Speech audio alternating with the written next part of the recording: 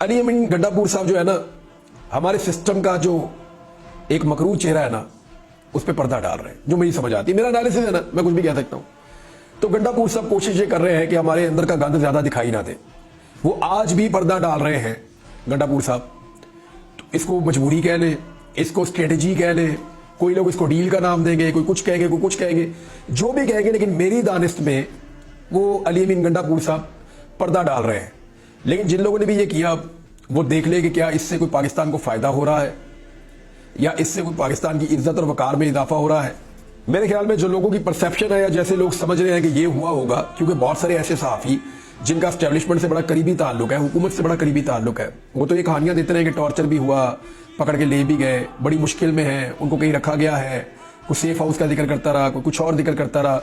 तो तमाम सहाफ़ियों ने अपनी अपनी कहानी बताई अली अमीन गंडापुर के गायब होने के हवाले से। और आप